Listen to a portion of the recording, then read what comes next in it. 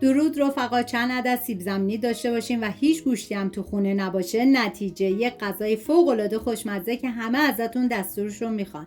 6 عدد سیب زمینی که تقریبا 800 گرم میشه به صورت مکعبی درشت خورد کنید.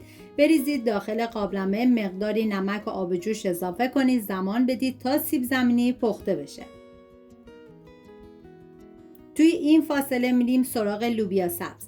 نیاز به 250 گرم لوبیا سبز دارین که سر ته لوبیا رو بزنید و بعد بریزید داخل قابلمه، مقداری آب جوش و نمک، زمان بدید تا لوبیا سبز پخته بشه ولی به هیچ عنوان نباید له بشه. این غذا برای 3 نفر در نظر گرفته شده. شما بر اساس تعداد نفرات مواد رو کم یا زیاد کنید. بعد از اینکه لوبیا سبز پخته شد طبق ویدیو خورد کنید. سیب زمینی بعد از اینکه پخته شد همینطور که داغ هست باید سیب زمینی رو پوره کنید.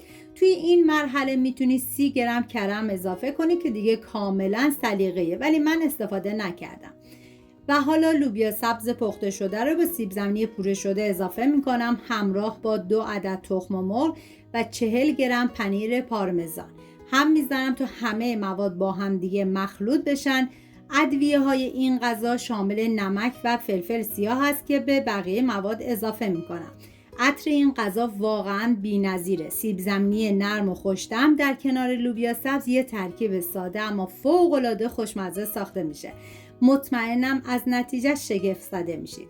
ظرفی که میخواد بذارید داخل فرن اول باید حتما چرب کنید و بعد من مقداری پودر نان ریختم که اگر پودر نان در دسترس نداشتین میتونین از پودر سوخاری استفاده کنید. حالا موادی که آماده کردم و میریزم داخل ظرف و سطحش رو صاف میکنم و بعد از اینکه صاف کردم دوباره مقداری پودر نان میریزم و بعد از اون کمی روغن اسپری میکنم. با استفاده از چنگال روی غذا رو شکل بدید و بعد بذارید داخل فری که از قبل گرم شده با دمای 200 درجه به مدت 30 دقیقه و بعد از اون غذای خوشمزمون آماده است.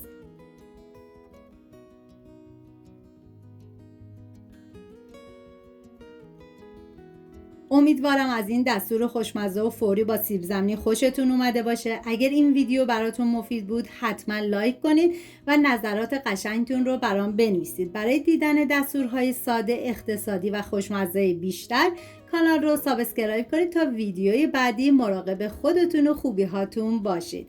تا درودی دیگر، بدرود.